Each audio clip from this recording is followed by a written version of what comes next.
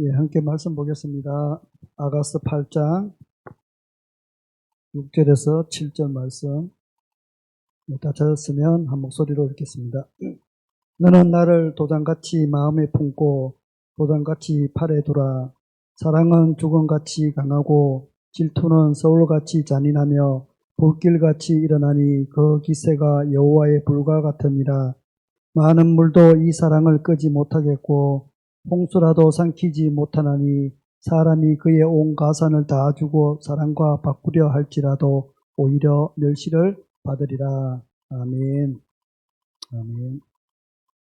아가서의 암송이 7장과 8장을 이제 남겨두고 있습니다. 우리가 다시 오실 주님을 기다리는 거룩한 신부로 또 우리 성결한 교회가 그렇게 신부된 교회로 앞으로 나아가기 위해서 우리 신부가 가져야 될 그런 영성은 어떤 것이 있을까? 신부의 영성, 우리가 이제 우리 교회가 추구하는 그런 어떤 정체성과 같은 그 신부의 영성에는 무엇이 있을까? 이제 그 중심에 우리가 지금 하고 있는 또 목사님의 말씀이 선포되고 있는 아가스가 있겠죠, 그죠? 그 아가스 중에서 특히 우리가 신부가 가져야 될 정체성은 무엇일까? 신부의 그 키워드는 무엇일까?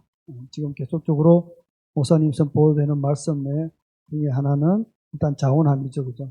자원함. 또 다른 키워드가 있다면 또 친밀함. 하나님과 나와의 친밀함, 주님과 나의 친밀함, 이런 친밀함이 또 있을 것입니다.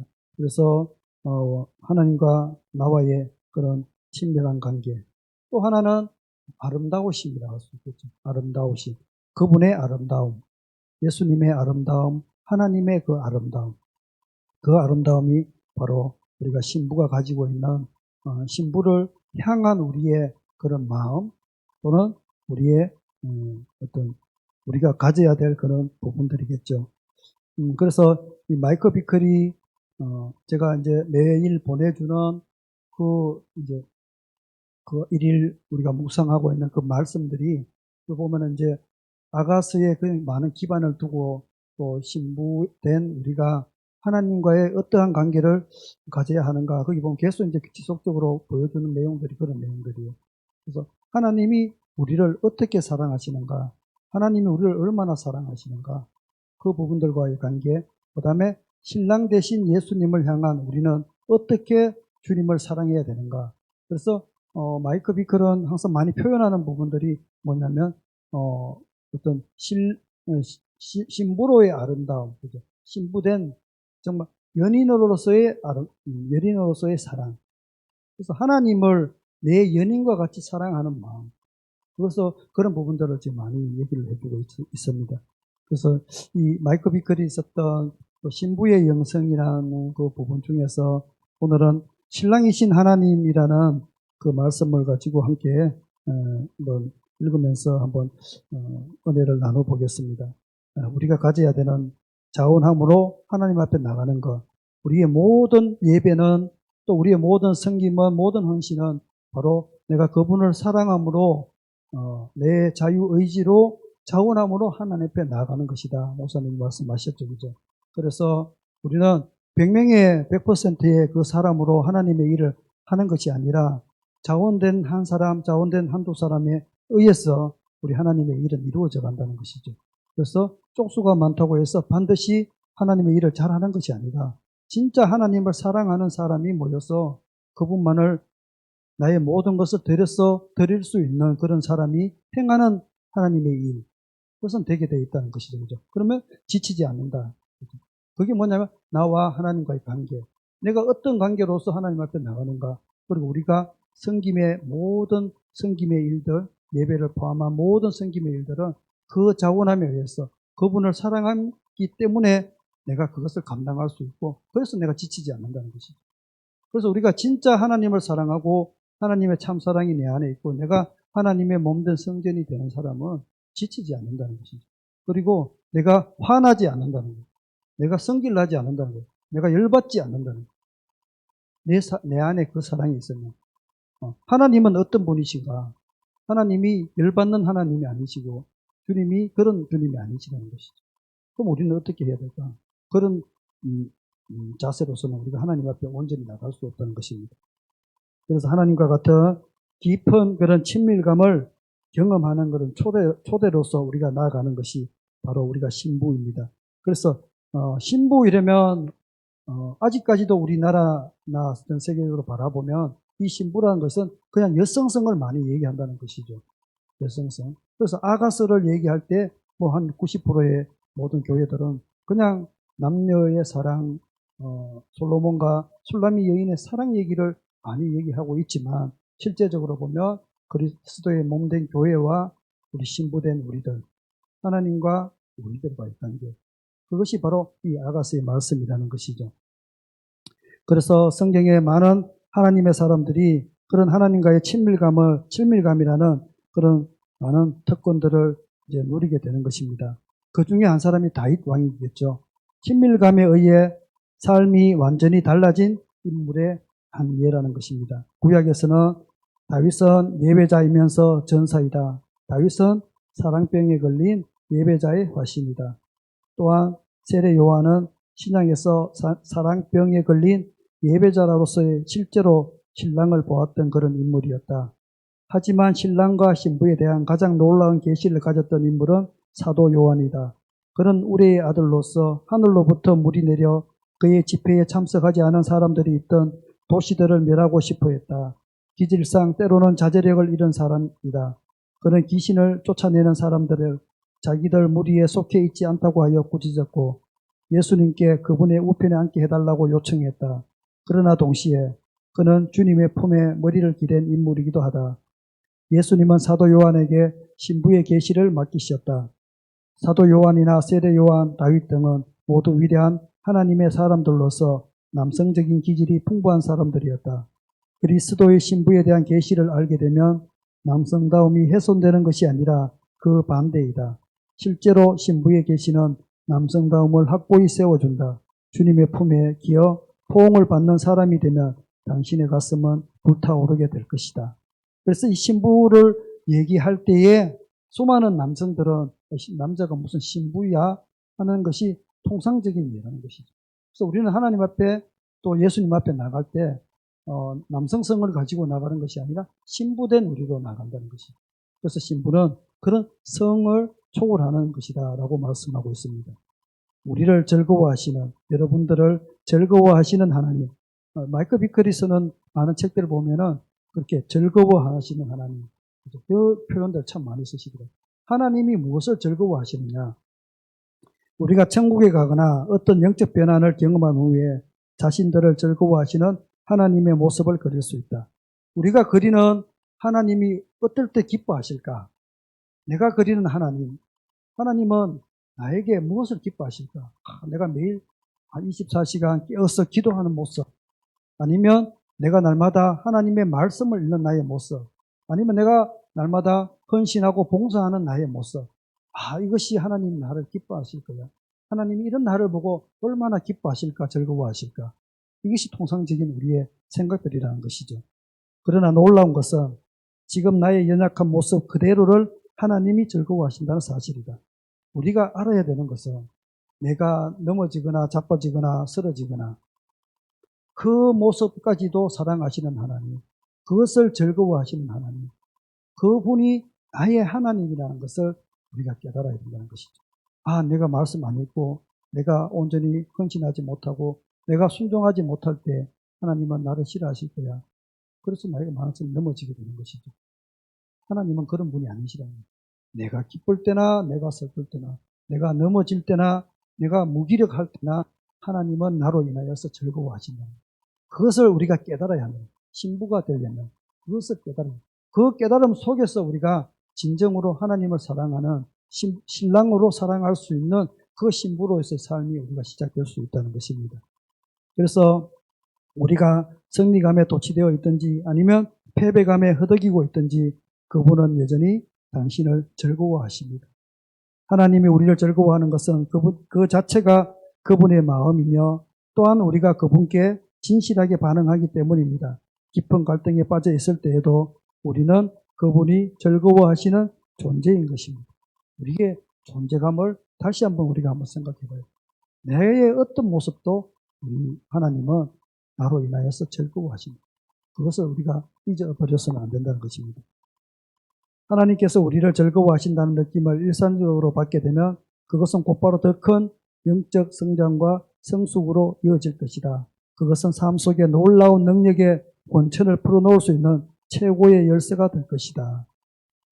일상적으로 하나님이 우리를 즐거워한다고 좀 전에 말씀드렸던 것처럼 나의 어떤 모습까지도 사랑하시는 그 하나님, 내가 이것을 완전히 깨달아질 때에 우리에게는 영적인 그 능력이 놀라운 능력의 원천을 그렇게 풀어놓을 수 있는 키와도 같다는 것입니다.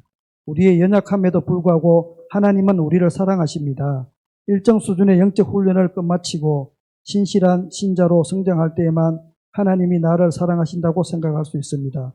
그러나 연약함에도 불구하고 하나님이 나를 즐거워하신다는 사실을 알게 되면 틀림없이 영적인 성숙이 뒤따라옵니다.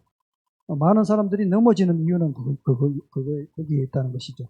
우리가 21일 작정 기도 아니면 금식 기도 40일 금식 기도 이걸 하고 오면 내가 하나님이 얼마나 기뻐하실까 그렇게 참 많이 생각한다는 것이죠. 내가 날마다 나와서 교회에 나와서 땀 흘리면서 아무도 보지 않는 곳을 내가 열심히 헌신하고 봉사한다. 물론 하나님 기뻐하시죠. 그죠? 그런데 그것만 기뻐하시는 하나님이 아니시라는 나의 모든 것을 기뻐하신다. 그분이 나의 하나님. 그 정체성을 우리는 확실히 깨달아야 됩니다. 그럴 때 영적인 성숙이 일어난다.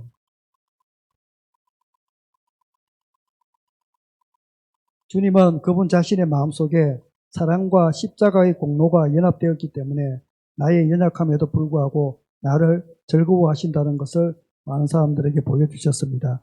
이것을 알 때 우리가 성숙으로 나가게 될 것입니다. 아가서의 진리로 이끄신 후 아가서의 진리로 이 진리가 더욱 증가하게 된다고 말씀하십니다. 하나님이 아가서의 중요성을 전적으로 되살아나게 하실 것이며 하나님에 대한 우리의 이해가 바뀌게 될 것입니다. 그래서 우리는 이 아가서를 통해서 하나님에 대한 우리의 이해, 이 아가서 전체에서 흐르는 신랑과 신부의 이야기, 신랑이 신부를 어떻게 사랑하는가 이 부분에 대해서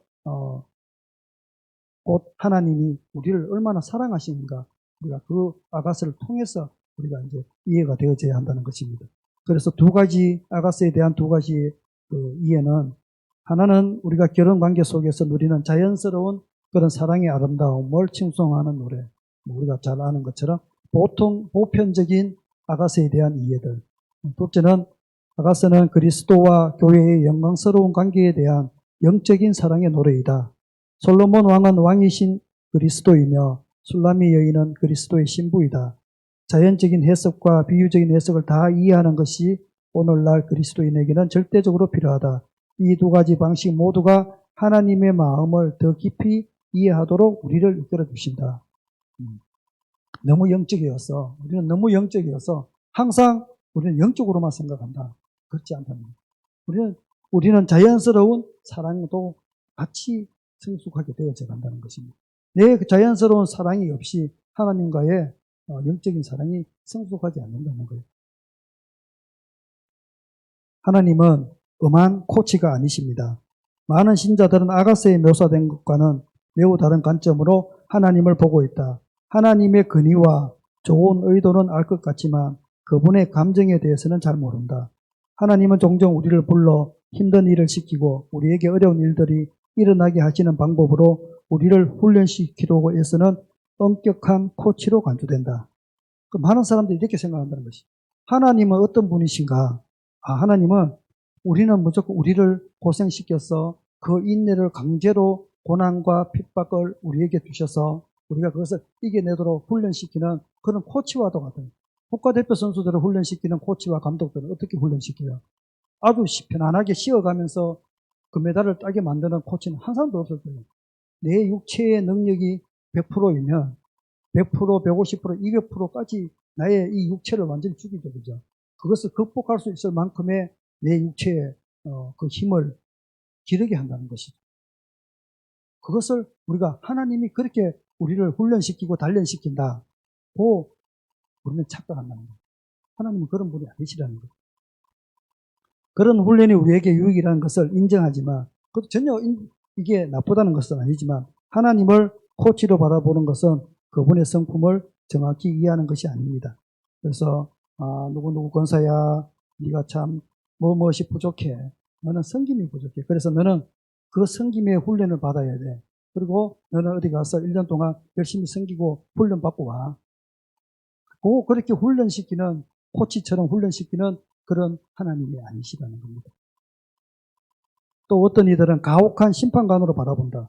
그분은 항상 죄 짓는 우리를 적발하려고 애쓸 뿐 아니라 우리가 실패할 때까지 감정적인 반응을 보이지 않다가 나중에는 분노를 쏟아내는 분이라고 인식한다. 그렇죠? 법관 또는 심판관, 옳고 그름을 매일매일 판단을 해가지고 나를 그 판단 속으로 밀어넣어서 하나님이 나를 그렇게 심판하는 가혹한 심판관처럼 우리가 느낌을 받는다는 것. 그 하나님은 그런 분이 아니시라는 것. 그분이 우리를 향한 열망이 불타고 있다는 것을 깨닫지 못할 때 그분이 단지 자기 뜻을 펼치려고 우리를 제자로 부르신다고 생각한다.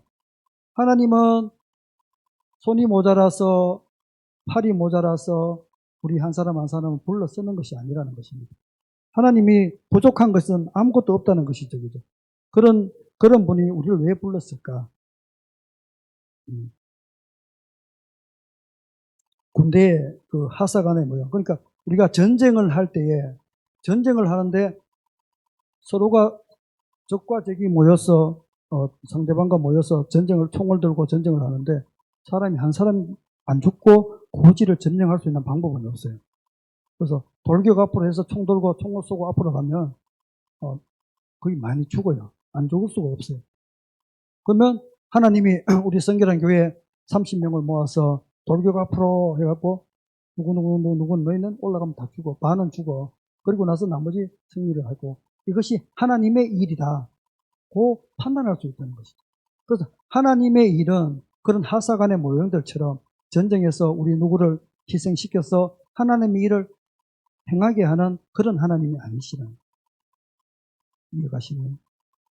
하나님은 어떤 목적을 달성하기 위해서 만약에 우리 성결한 교회에 어떤 하나의 예를 들어서 자 그러면 우리가 성결한 교회의 부흥을 위해서 100명의 초신자를 우리 교회의 목표다. 그래서 누구는 거기에 완전 헌신을 시켜서 안고도 모아도록 만들고 그렇게 해서 이 사람들을 우리 교회로 이끌어오게 하시는 그런 분이 아니시는 거예요. 누구를 죽였어. 누구를 헌신시켰어. 누구를 완전히 패자를 만들었어. 하나님의 일을 만들어 나가시는 분이 아니시라는 거예요. 하나님은 진짜 하나님의 사랑이시라는 거예요. 우리가 실수할 경우 그분은 화를 내신다. 우리가 실수하면 화를 내실까? 화를 내시는 분은 아니십니다. 이런 왜곡된 시각은 영이신 하나님과는 아주 다른 것이다. 그래서 우리가 육으로 하나님을 바라본다는 거예요. 육으로. 영의 눈으로 바라보는 것이 아니라 육으로 내가 판단을 하는 거죠. 하나님은 이런 분이셔. 그래서 하나님은 내가 이렇게 했을 때 하나님 이래서 내가 아프구나. 내가 우리 집 가정이 왜 이러지? 갑자기 재정이 왜 이런 어려움이 오지? 돌이켜보니까 내가 지난번에 하나님한테 뭐 띠먹었어. 안 듣는가 봐. 그리고 내가 우리 부부싸움을 자주 했어. 아니면 또 좀 교회 안에 누구를 내가 미워했어. 그래서 하나님이 나에게 이런 시련을 주는가 봐. 이렇게 판단할 수 있다. 하나님은 절대로 그러신 분이 아닙니다. 우리 하나님을 우리 모든 분의 하나님은 그런 분이 아니시라는 거예요. 그래서 시편은 아가서와 같이 하나님의 감정 구조를 면밀하게 보여주고 있습니다. 하나님의 마음을 발견하는 일은 황홀한 일인 동시에 정말로 기분 좋은 것입니다. 그래서 우리가 이 아가서를 통해서 하나님이 신부된 우리 한 사람 한 사람을 어떻게 얼마나 사랑하는지 마음으로 목사님 말씀께서 마음으로 사랑하는 자야 마음으로 사랑하는 자야 내 마음으로 사랑하는 자야 여인들 중에 어여쁜 자야 여자들 중에 어여쁜 자야 막 표현도 막 가지가지로 막 글자도 헷갈리고 막 하지만 수많은 그 언어의 유희로서 우리를 사랑하시는 하나님 신부를 사랑하시는 하나님 그분이 우리의 참 하나님이시라는 것입니다. 그래서 우리가 영적으로 즐거움이 우리에게 임할 때에 우리에게는 죄를 이기는 그런 힘을 주게 되십니다. 아가서는 우리 수많은 사람들 이 마지막 때에 어떤 풀어지는 하나님의 영적인 능력인데 이미 오랜 시간부터 이 아가서가 풀어지기 시작해서 우리도 5년 전 그 전에 아가서가 말씀이 또 우리가 처음 목사님을 통해서 이렇게 접했을 때 하고 지금 우리가 몇 년이 지나서 받을 때 지금의 느낌은 또 완전히 틀리고요. 그래서 우리가 하나님이 어떤 분이신가, 신랑 되신 예수님이 어떤 분이신가, 신랑은 우리를 얼마나 사랑하시는가. 목사님도 마찬가지로 새로운 영적인 부분에서 새로운 계시로서 우리에게 말씀을 가르치지만 그 말씀을 듣는 우리 한 사람 한 사람도 이 아가서가 완전히 새로워진 겁니다. 하나님이 어떤 분이신가, 신랑 되신 나의 하나님은 우리를 얼마나 사랑하실까, 이런 부분들을 우리가 깨쳐지기를 원합니다. 그래서 오늘 함께 읽었던 아가서 8장 6절에서 7절의 말씀을 읽을 때 우리의 삶이 극적으로 바뀌는 그런 일이 될 것입니다. 그래서 목사님은 아가서를 통해서 이러한 것을 우리에게 알게 해 주십니다. 예수님은 그분의 신부에게 그녀의 마음과 팔에 그분을 인같이 두라고 초청하십니다. 다시 한번 아가서 8장 6절 7절 읽겠습니다. 너는 나를 인같이 마음에 품고 도장같이 팔에 두라. 소울같이 잔인하며 불길같이 일어나니 그 기세가 여호와의 불 같으니라. 그 산을 다 주고 사랑과 바꾸려 할지라도 오히려 멸시를 받으리라. 아멘. 하나님께서 죽음같이 강한 그분의 사랑과 또 질투를 우리 안에 부어주실 것을 보여주십니다. 죽음같이 강한 하나님의 사랑. 우리가 그 사랑에 우리의 마음을 굴복시키기만 하면 그 어떤 것도 그 사랑의 힘을 벗어날 수 없게 됩니다. 우리의 죄와 연약함에도 불구하고 하나님은 우리를 향해 불타는 사랑을 갖고 계십니다. 우리가 하나님의 사랑에 굴복하게 될 때 머지않아 우리는 어떤 죄나 연약함도 그 사랑의 힘을 이길 수 없는 상태가 됩니다. 그래서 우리가 신부의 영성이 깊어지면 깊어질수록 우리 안에 있는 어떤 죄와 연약함, 이것이 하나님의 그 사랑의 힘을 이길 수 없다는 거예요. 그래서 이건 죄와 연약함들이 점점 사라져 가게 되는 것이죠.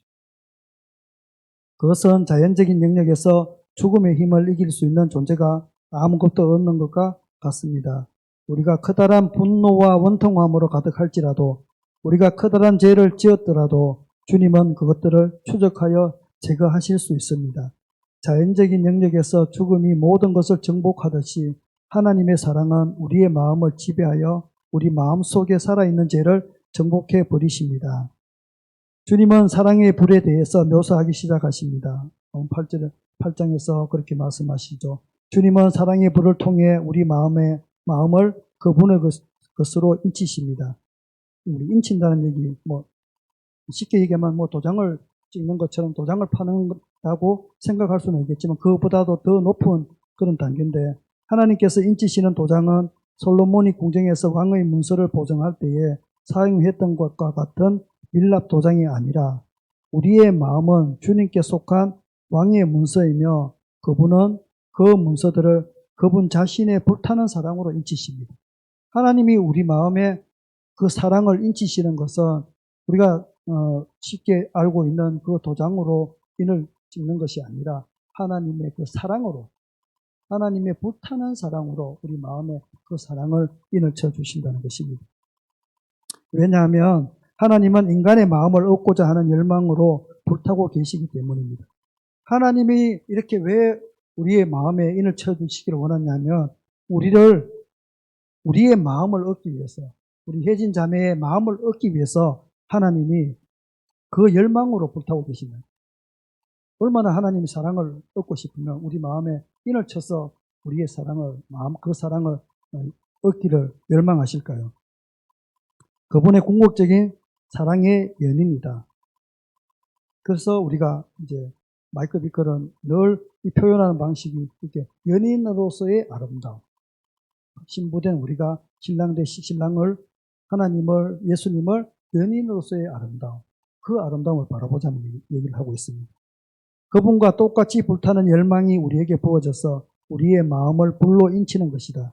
우리가 모든 것을 소멸하는 그 사랑의 능력에 굴복할 때 죄와 속박과 박해의 차가운 물은 하나님의 사랑의 초자연적인 불을 결코 끌 수 없다. 8장에서 말씀이 이런 예입니다. 우리가 모든 것을 소멸하는 그 사랑의 능력에 굴복할 때, 하나님의 사랑에 우리가 굴복하게 될 때, 죄와 속박과 박해, 이것이 차가운 물도 하나님의 사랑의 초자연적인 그 불을 끌 수 없다는 것입니다. 우리가 불이 나면 물을 뿌려서 끄거나 아니면 화학적인 불이 나면 다른 가스를 통해서 불을 끄잖아요. 우리가 진짜 하나님의 그 사랑의 능력에 굴복하게 되면 그 어떤 차가운 물로도 이 사랑을 끌 수 없다는 거예요. 이게 8장 6절에 오는 말씀 조금 그렇게 해석이 되고 있습니다. 사랑할 수 있는 능력은 사랑 자체가 주는 보상이다. 사람이 그 온 가산을 다 주고 사랑과 바꾸려 할지라도 오히려 멸시를 받으리라. 사람이 지금까지 모아온 전 재산을 불치병 걸린 사랑하는 딸을 위해 쏟아부었다 할지라도 그는 그것이 고귀한 행동이었다는 생각은 초도 하지 않을 것이다. 우리 많은 부모님이 계십니다. 우리 박 기사님이 사랑하는 아들, 딸 4명에게 쏟아붓는 매일 밥을 먹이고 맛있는 것을 사주고 또 옷을 사입히고 많은 사랑과 인내와 헌신들, 내 먹고 싶은 것을 못 먹어도 입이 4개인데 4개의 입이 내 입에 들어올 것도 없이 눈 깜짝할 사이에 사라져버리는 그 현실 속에서 와, 나는 오늘 또 우리 4명의 아이들을 너무나 기통차게 나는 잘 먹였어. 아, 대단해. 나는 대단해. 나는 진짜 대단한 엄마야. 그 얘기하는 엄마가 우리나라에 한 명은 있겠죠, 그죠? 근데 그런 부모는 없다는 얘기예요. 내가 북치병 걸렸는데, 사랑하는 딸이 북치병 걸렸는데, 내 전 재산을 다 팔았으라도 그 아이의 아픔을 고치고 싶은 것이 부모의 마음이고, 그걸 고치고 나서, 신문에다가 나는 이렇게 훌륭한 아빠, 엄마입니다. 이렇게 자랑하는 그 부모가 어디에 있어요? 없다는 얘기예요. 그 부모가 나의 부모예요. 나의 하나님, 나의 예수님. 우리 예수님이 우리 한 사람 한 사람 얼마나 보잘것없어요. 정말 보잘것없잖아요. 다 한 사람 한 사람 보잘것없는 우리를 사랑하시는 그 하나님. 우리가 내세울 것 하나 없는 수백 수천 가지 그 제약 속에 있는 우리를 너무 사랑하셔서 그분의 불타는 사랑으로 다 우리를 안아주시고 덮어주시고 감싸주시고 불같은 사랑으로 우리에게 인을 쳐주시고 그리고 나서 하나님, 야, 나는 참 대단한, 나는 능력의 하나님이시여, 엘로힘이야. 내가 너희를 다 이렇게 했어. 이렇게 하시는 하나님이 아니시라니. 당연한 거다. 나는 그만큼 하나님은 우리를 향한 열정이, 열망이 가득 차 있다는 그 사랑이. 그 부모, 그러니까 내 모든 것을 부어서 구하였던 내 자녀들에게 그 딸에 대한 사랑에 완전히 사로잡혀서 행동해서 뿌리라는 거예요. 내 자녀가 너무 사랑스럽기 때문에 나는 모든 것을 바쳐라도 그 자녀를 구하는 것이 내 부모의 삶이라는 거예요.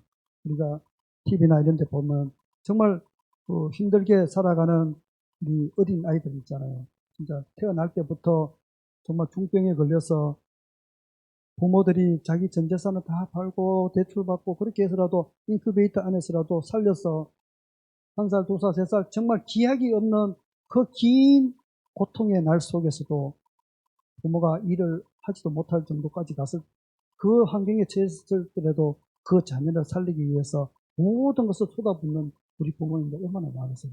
그 TV에 보면 그런 부모님들 참 많잖아요. 그죠? 그럼 그 부모들은 무엇을 보고 그걸 했냐는 거죠. 그 자녀를 향한 사랑. 그 사랑에 완전히 사로잡혀서 행동했을 뿐이라는 것입니다. 이런 사랑에 비하면 돈은 아무것도 아니라는 것이죠. 그 딸을 향한 사랑에 비하면 그가 바친 것은 아무 가치도 없는 것이라고 말할 것입니다. 사도 바울은 예수님의 아름다움을 경험하는 것이 너무도 고귀한 것이기 때문에 그것과 비교하여 그리스도를 위한 자신의 희생을 배설물로 여긴다고 빌립보서 3장 8절에 말씀했습니다. 그래서 사도 바울은 날마다 나는 돛 중에 도덕이라고 말을 하면서 내가 가지고 있는, 내가 했던 모든 행위들은 나를 배설물로 여기고 또 내일은 내일의 그 주님을 향하여서 달려나가는, 표대를 향해서 달려나가는 사도 바울의 삶이 바로 하나님의 그 사랑에 인침을 받았기 때문에 사도 바울은 그것이 조그만 것이라도 나의 자랑으로 여기지 않고 모든 것이 하나님의 은혜라고 고백할 수 있는 것이 사도 바울의 그 고백이었던 것입니다. 하나님께서 우리를 향한 열망으로 불타신 나머지 사람이 되셨고 우리에게 그분의 영원한 면류관을 씌워주셨습니다. 거기에 우리가 포기한 것들이 무슨 대수로운 일이 되겠습니까?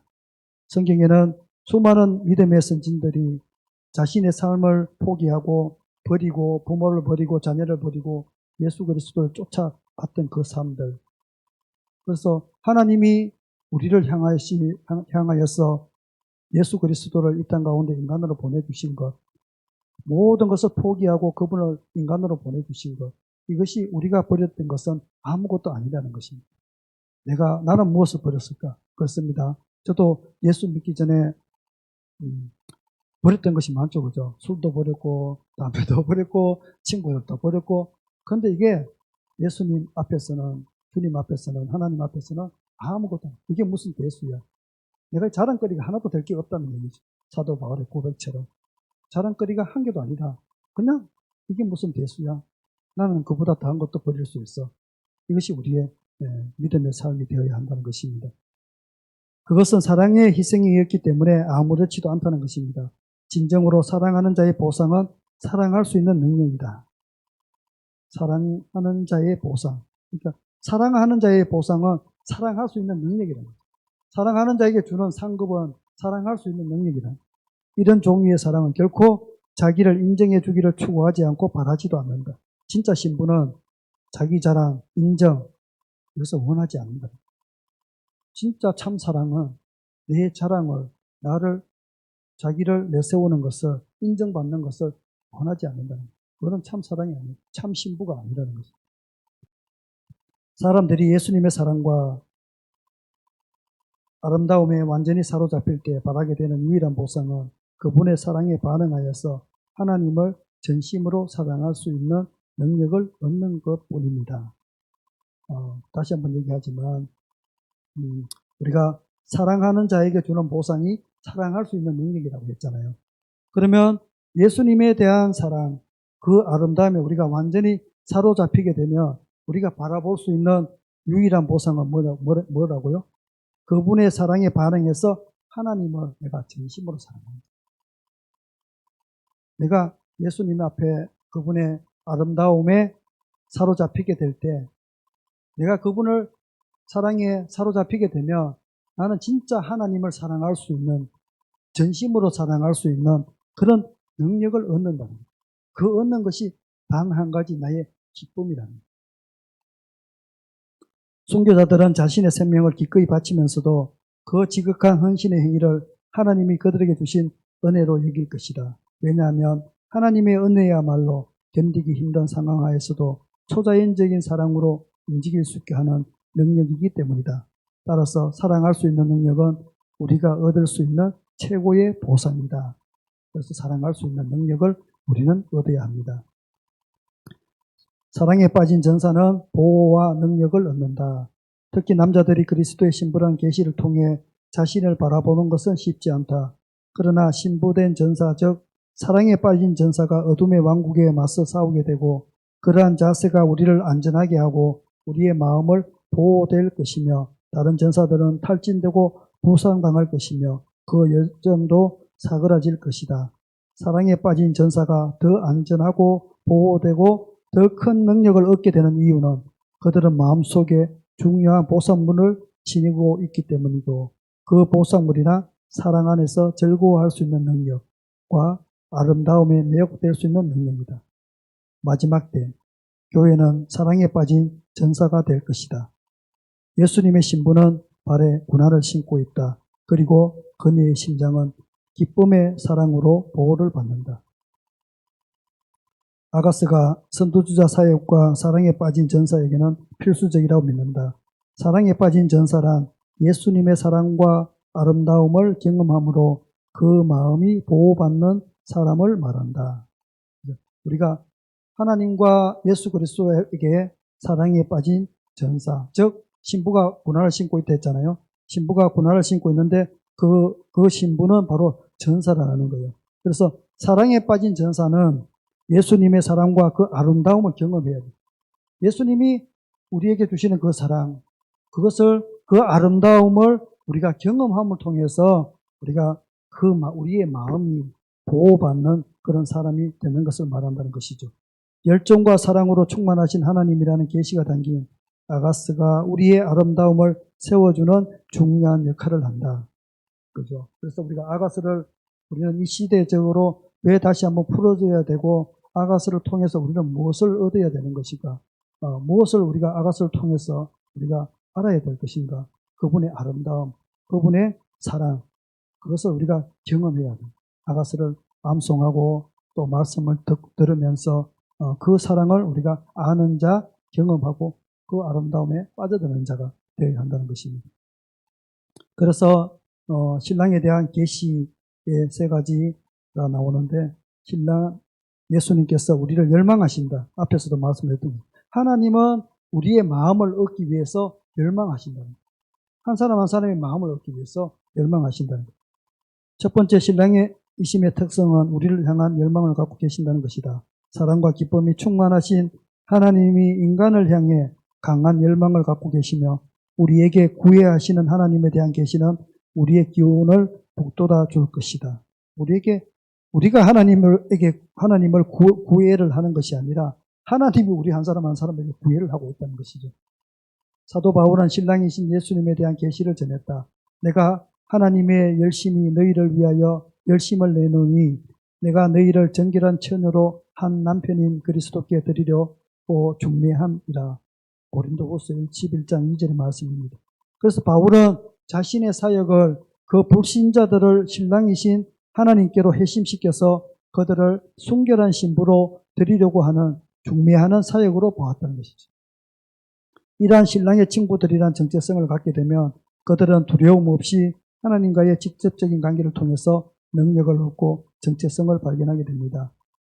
신랑 하나님은 말로 표현할 수 없을 만큼 인간을 기뻐하시고 열망하시는 하나님을 말합니다. 우리가 하나님의 불타는 열망을 느낄 때에 우리 안에서 그것에 반응하며 울리는 공명의 소리가 들릴 것입니다. 우리의 연약함과 망가진 모습에도 불구하고 하나님께서는 여전히 우리를 원하시고 열망하시고 즐거워하시고 하신다고 느낄 때 우리 안에는 뭔가 심오한 반응이 일어나게 됩니다. 우리의 반응은 우리의 마음을 하나님께 내어 맡기는 것입니다. 우리 안에 하나님이 기뻐하시는 존재가 되고 싶은 욕구가 충족하게 됩니다. 하나님이 천국에서뿐만 아니라 이 땅에 살고 있는 이 순간에도 우리를 정말로 기뻐하시고 즐거워하신다는 사실이 깨달아질 때 우리의 삶과 우리의 성품은 완전히 바뀌어 버립니다. 그래서 하나님이 저 천국에서 붙들어져 올라가는 천사와 함께 있는 모든 성도들만 기뻐하시는 것이 아니라 이 땅에 있는 우리 한 사람 한 사람도 하나님이 우리를 통해서 기뻐하신다. 말로는 쉬워요. 하나님이 나를 통해서 기뻐하신다. 하나님이 나를 진짜 열망으로 나를 원하신다. 말로 깨달아지는 것이 아니라 영으로 깨달아질 때 우리의 성품이 완전히 바뀌어진다는 거죠. 그래서 많은 사람들이 그런 얘기를 하죠. 우리의 성품은 쉽게 바뀌지 않는다는 거예요. 왜 쉽게 바뀌지 않을까? 우리가 육을 입고 있기 때문에 그게 바뀌지 않는다. 그런데 사도 바울은 어떻게 바뀌었을까? 바로 이것이죠. 바로 그 하나님이 정말로 우리를 기뻐하시고 즐거워하신다. 우리를 통해서. 사도 바울은 그 다메섹에서 예수님의 그 사랑을 깨닫게 되는 것이죠. 그걸 통해서 사도 바울의 삶이 완전히 변화시켜지는 것입니다. 신랑이신 하나님께서 영원한 결혼 상대자를 원하셔서 신이 사람의 형상을 입었었다는 사실보다 강렬한 열망과 사랑과 열정을 더 강력하게 선포하는 것은 없다. 그것이 가장 아버지를 영광스럽게 하는 것이다. 그분의 열망하심은 인간의 모든 상상을 초월한다. 우리가 이것을 이해하자마자 그분에게로 멀리 도망치는 것이 아니라 그분을 향해 달려가게 된다. 그분의 신랑 되심에 대한 계시를 얻게 되면 제약된 육신이 역사하더라도 그분이 어떤 분인지 알게 되기에 그분에게로 달려가게 되는 것이다. 여기서 말하는 대상은 진실된 신자들 곧 제 가운데 갈등하고 있긴 하지만 마음으로는 변화되고자 울부짖는 신자들이다. 우리는 진실하고 자원하는 심령을 가져야 한다. 그들의 부르짖음은 이것이다. 저는 당신의 소유되기 원하지만 너무도 연약합니다. 사랑에 대한 계시의 두 번째 영역은 아름다움이다. 하나님께 속한 아름다움의 영역은 성령님에 의해 우리에게 열려진다. 그래서 신랑을 향한 예수님을 향한 우리의 아름다움은 성령님에 의해서 우리에게 열려지게 된다는 것입니다. 그 일은 예수님의 재림의 때에 전례 없는 방식으로 일어날 것이다. 우리는 아름다우신 하나님에 대한 계시가 열릴 때 놀라움과 황홀함을 금하지 못할 것입니다. 하나님은 자신 안에 있는 아름다움을 구속하심을 통해 나눠주신다.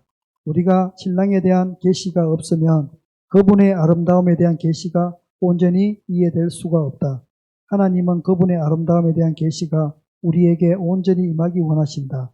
따라서 신랑에 대한 계시는 마지막 때에 하나님의 목적을 성취함에 있어 필수적인 것이다. 신랑이신 하나님은 커다란 주제이다. 우리는 그 주제를 간절히 찾아야 한다. 지금까지 우리가 알아왔다면 이후로도 계속해서 그 주제를 추구해야 한다. 우리가 그분의 아름다움에 더 가까이 갈수록 그 거룩함 속에서 더욱 더 행복해질 것이다. 그분의 아름다움이 우리를 더욱 더 매료시킬 것이다. 우리를 향한 그분의 계획, 이제 마지막입니다. 신랑이신 하나님을 묵상할 때 생각나는 세 번째 개념은 우리를 향한 그분의 계획이다. 예수님은 하나님으로부터 받은 영광스러운 기업의 일부를 나누어 주기를 위해 우리를 부르셨다. 그분은 우리를 친밀함과 능력의 자리로 부르셨는데 그것은 정말로 천사들은 도달할 수 없는 능력이다. 우리가 인간으로 태어난 것이 큰 기쁨이며 이 땅에서의 삶은 최고의 가치가 있는 것이다. 우리를 사랑하시고 기쁨을 이기지 못하여 하시는 신랑이신 하나님이 우리에게 친밀함과 능력을 나눠주실 계획을 갖고 계신다는 것이다. 계시록 3장 21절은 예수님께서 우리가 그분과 함께 보좌에 앉게 될 것을 약속하고 있다. 이기는 그에게는 내가 내 보좌에 함께 앉게 하여 주기를 내가 이기고 아버지 보좌에 함께 앉는 것과 같이 하리라. 우리가 주님과의 결혼을 통해서 영원한 도시의 귀족이 되었고 형언할 수 없을 만큼 엄청난 부와 능력을 소유한 존재가 된다. 우리가 자원하는 마음으로 하나님을 사랑하게 되는 것은 하나님이 우리에 대해 갖고 계시는 유일한 목적이다. 자원하는 마음. 그러므로 그것은 우리의 모든 존재와 모든 행위의 요약과 총합이 되어야 한다. 우리가 하나님을 섬기는 것은 그분의 아름다움 때문에 자원하는 것이다. 우리가 하나님 섬기는 것, 하나님을 예배하는 것, 바로 그분의 아름다움 때문에 자원하는 것이라는 것입니다. 전심으로 진심으로 하나님을 사랑하는 연인이 되는 것은 사역의 핵심인 동시에 매우 소중한 버릇입니다. 하늘의 신랑이신 하나님과의 친밀함을 경험하는 자들, 또 신랑이신 하나님은 그분의 백성을 자기 포기와 복음의 멘스로 부르시는 분이시다. 신랑이신 하나님과의 관계를 더욱 깊어지게 하는 것은 우리를 향한 그분의 계획을 온전히 아는 것이다. 신랑이신 하나님을 자원하는 마음으로 사랑하는 것이 무엇을 의미하는지 더 분명히 깨닫고 또 실제로 그런 존재가 된다면 우리의 우선순위와 삶의 모든 면모가 완전히 바뀌게 될 것이다. 그분의 신부가 되라는 부르심은 지금 이 순간에도 우리 앞에 놓여 있다. 아멘. 그렇습니다. 우리는 우리의 모습은 그 어떤 모습일지라도 하나님은 우리를 사랑하십니다. 그리고 결정적으로 우리의 사랑을 구애하고 계신다는 것입니다. 그분의 친밀함 속으로 또 그분의 그 아름다움을 우리가 구하는 우리 성결한 교회 모두가 되어서 우리가 아가서를 통해서 다시 한번 하나님의 그 사랑이 또 신랑 되시는 예수님이 우리를 향하신 그분의 그 사랑이 정말 어떤 사랑인지를 이제 우리가 깨달아져야 돼요. 영으로 깨달아져야 돼요. 그 사랑은. 암송도 참 중요하지만 이 말씀을 통해서 하나님이 나를 어떻게 사랑하기를 원하고 정말 어떻게 우리를 사랑하시는지를 그것이 깨달아질 때 우리는 모든 것이 이제 해결되어진다는 것입니다. 그것을 기억하고 이제 남은 두 번의 암송장, 그리고 또 마지막에 다시 한번 전체적인 8장까지 말씀을 우리가 셀별로 나눠서 또 암송하고 또 서로 나눠서 암송할 때 다시 한번 1장에서 8장을 쭉 한번 우리가 어떤 관점에서 이 말씀을 이제 읽어야 될까? 오늘 말씀을 통해서 하나님이 어떤 분이신가? 하나님이 어떻게 우리를 사랑하시고 얼마나 사랑하시고 우리에게 얼마나 사랑받기를 당신은 사랑받기 원하시는 분이 아니라 하나님이 우리를 그렇게 사랑하시기를 원하신다는 열정적으로 그것을 기억하면서 우리가 그렇게 아가스를 다시 한번 남은 2주 또 3주 동안 잘 마무리하면서 하나님이 주시는 이 시대에 주시는 이 시기에 주시는 이 말씀을 우리가 어떻게 소화하고 어떻게 신부된 우리가 그분의 품격에 맞는 신랑의 품격에 맞는 신부의 그 모습, 그분의 아름다우심, 그분의 그 친밀함 속으로 우리가 깊이 들어가는 우리 성결한 교회 또 모든 성도님들 그리고 그런 신부가 되시기를 예수님의 이름으로 축복합니다.